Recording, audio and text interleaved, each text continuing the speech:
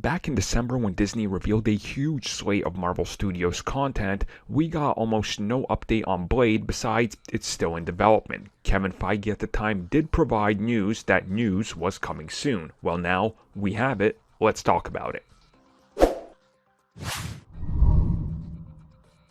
So we know Blade is something that has to happen over the course of the next, let's say, 3 years, because it's something that's already been announced. We have an actor attached, but that's as far as we got. Ever since then, it's sort of been silence, if you will. Well, we did find out 2 big pieces of news rather recently. So the first one is the fact that we have a writer, and this is the woman that is also responsible for the recent HBO Watchmen series, which I will again say is an absolute masterpiece, and you owe it to yourself to watch this. And she was also involved with Amazon Prime's Nazi hunting series, so yeah, she's got a good pedigree. So it was confirmed by multiple sources that I am gonna botch her name. You expected this, but Stacey Osei Kafur is in fact helming the upcoming script and writing the film. Now, the other big news here is the fact that the film looks like it's got a brand new title. It's not just going to be called Blade, which of course was the announcement.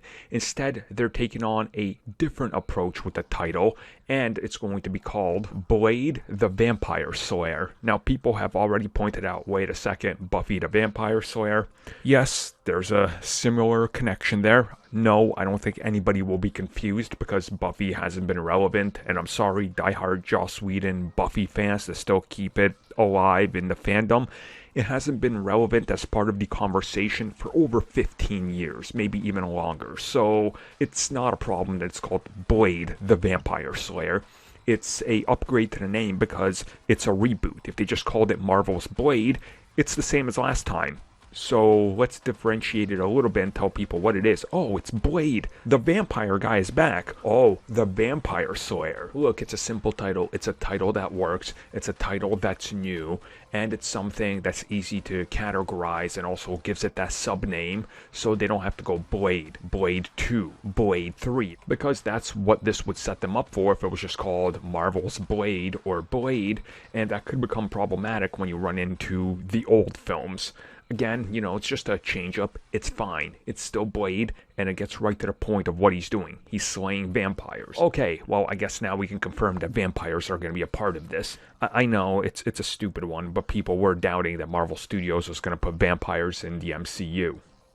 I don't know, beats me. You take a pick as to why, but hey, now we have a writer, now we know the title, and now what about the release date? Well, here you go. We have 4 2023 release dates that have nothing on them. February 17th, May 5th, July 28th, and November 3rd.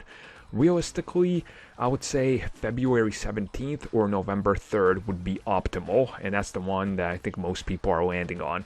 Let's be honest, Blade is not kicking off the entire summer rush on May 5th, and he's not dropping in the middle of the summer in July. That doesn't make sense. So February makes sense. That's a good month to drop something that's a little darker. November, again, that works because you're coming right off the heels of Halloween, and it's still, you know, a prime time to drop any type of film. So there we go.